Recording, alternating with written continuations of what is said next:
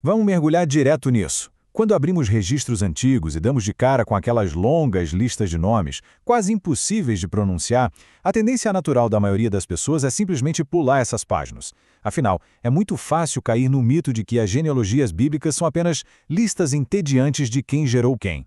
Mas e se essas listas forem, na verdade, códigos super profundos? Hoje, vamos transformar essa visão.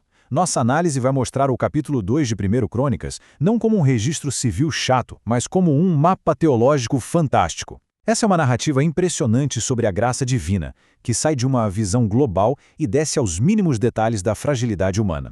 A nossa jornada de hoje segue uma lógica bem clara. 1. O propósito das genealogias. 2. A ascensão de Judá. 3. Uma árvore genealógica inclusiva. 4. O peso das escolhas. 5. A linhagem do Messias e, para fechar, 6. O legado desta geração. Ponto número 1.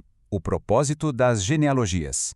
Para entender esses textos, a gente não pode ler com a cabeça de um tabelião do século XXI, né? Precisamos da mentalidade hebraica antiga. Por exemplo, um dos maiores mitos sobre essas listas é a ideia de que existem furos cronológicos absurdos ali. Mas a chave para derrubar isso está na própria palavra hebraica que a gente traduz como filho. Naquela época, esse termo era super flexível. Muitas vezes significava descendente, neto ou até bisneto. Isso deixava os autores livres para pular gerações inteiras de propósito, só para focar nas figuras mais importantes e resumir a mensagem de uma era. Ou seja, não é um erro histórico, é um recurso teológico. Entender isso muda completamente o jogo. E olha como isso ilustra o quadro geral da história de um jeito brilhante. Observando a linha do tempo, é como se o autor sagrado estivesse com uma câmera na mão, dando um zoom. Ele começa grandão com Adão e a humanidade, desce para a era patriarcal de Abraão e Israel e então foca na era tribal, escolhendo exatamente a tribo de Judá. Dali, o zoom vai direto para a era monárquica com o rei Davi, até chegar, no século I, na figura de Jesus, o Messias. É uma visão panorâmica fantástica que mostra o plano universal se afunilando através de momentos bem específicos da história. Ponto número 2. A ascensão de Judá. A grande pergunta agora é como a graça soberana consegue operar ignorando totalmente as hierarquias que a gente espera. É de explodir a cabeça. Judá nem era o primogênito. Ele foi o quarto filho do patriarca Jacó.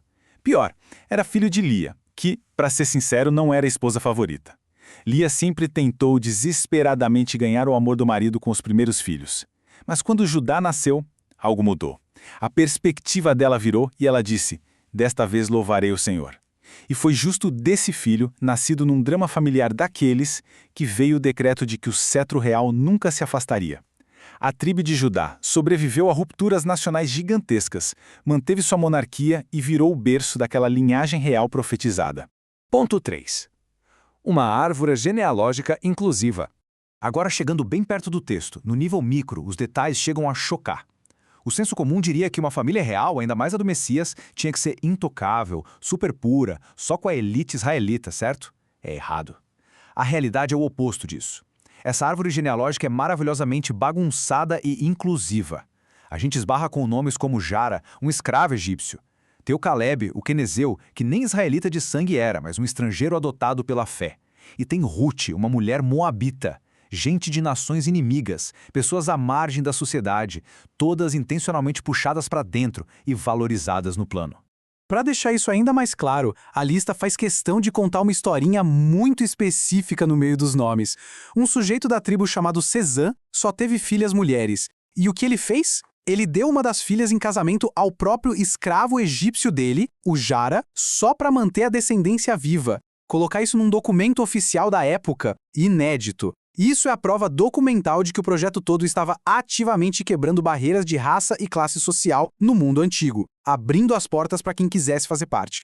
4. O peso das escolhas. Mas calma lá, fazer parte dessa família não era passe livre para fazer besteira. O registro quer mostrar, sem rodeios, o peso de cada escolha individual. A grande lição aqui é que o sobrenome não dita o seu destino. As suas decisões, sim.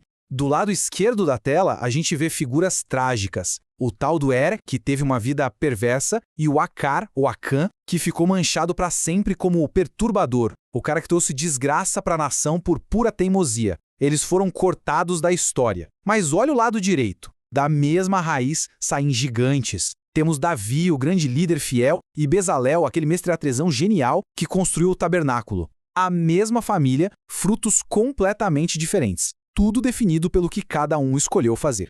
Isso leva a gente para uma reflexão muito forte. O pastor Herbert Ocharmini matou a charada com uma frase que resume perfeitamente esse capítulo.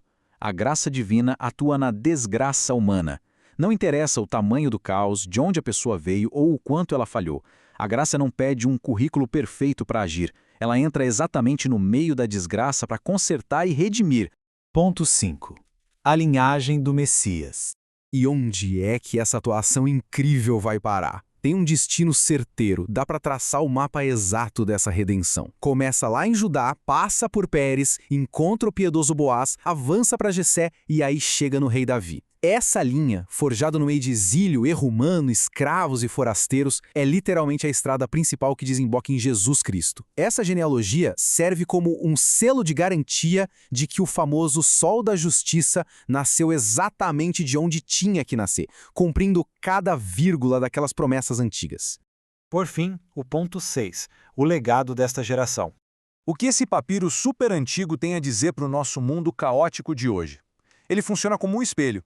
Tempos atrás foi profetizado que os últimos dias seriam marcados por uma geração complicada, egoísta, cheia de orgulho e totalmente desobediente. Uma descrição que, vamos combinar, parece que foi escrita assistindo ao noticiário de hoje de manhã. Mas, na contramão dessa geração perversa, existe o que é chamado de a geração de Deus. Um povo escolhido que, mesmo no meio do caos, decide andar firme e honrar princípios que não mudam. A história continua rodando. O tempo não para para ninguém.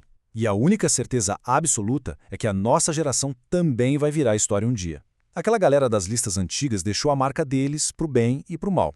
Isso empurra a gente para a reflexão mais importante de todas. Quando a poeira baixar e os nossos registros forem lidos lá na frente, que palavras vão usar para nos descrever? A gente vai ser a geração da falha moral ou aquela onde a graça divina brilhou absurdo? A escolha, exatamente como foi para cada um daqueles nomes difíceis do passado, está nas nossas mãos agora. Fica aí esse pensamento pesado e até o nosso próximo estudo.